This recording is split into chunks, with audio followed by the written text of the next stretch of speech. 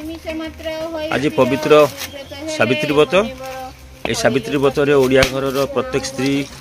महिला माने तांकर स्वामी दीर्घायु कामना करने सहित आरोग्य कामना करने सहित घरर उन्नति कामना करी लक्ष्मी नारायण को पूजा करती एवं एथिरे विभिन्न प्रथा रही से प्रथा अनुसार बालेश्वर गोटे नियारा प्रथा जोटा कि आपड़ देखुं जौ कंढे को पूजा करिकी घरे रखती दुईटी बर कन्या जौ कंढे को लक्ष्मी नारायण भाव में पूजा करती एवं घरर मंगल एवं सुख दाम्पत्य जीवन या प्रतिवर्ष पूजा करिकी रखती एवं भोग डला सहित जमी फूल फल सहित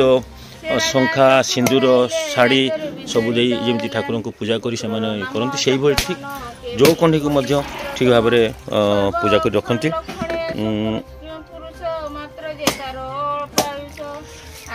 एठिकार समस्ते बसचंती बालेश्वर रेमुणा गोलई निकटस्थ कोसंब नगर दुबलागढ़ में महिला माने सब बसिक एकाठी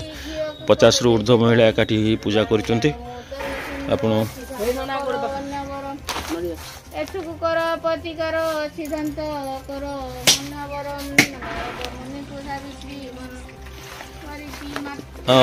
आपण सावित्री व्रत जौ कंठी पूजा करी घरे रखती कहीं रखती आमर पुराणा प्रथा अच्छी एटा विशेष करके आमे आगुरु तो जानी किंतु केशुसर यार नियारा ढंग रे हमको बेसी उत्साहित करचंती जे एई जोड़ी रखिले स्वामी स्त्री जोड़ी सुंदर हुए एवं मजबूत आमे दाम्पत्य जीवन सुंदर भाव में गढ़ी पारू तेणु बहुत पुराणा जिनस को केशुसर बजाय रखिथिबारु तांको अशेष अशेष धन्यवाद एवं तांको सहधर्मिणी को मध्य अशेष अशेष धन्यवाद।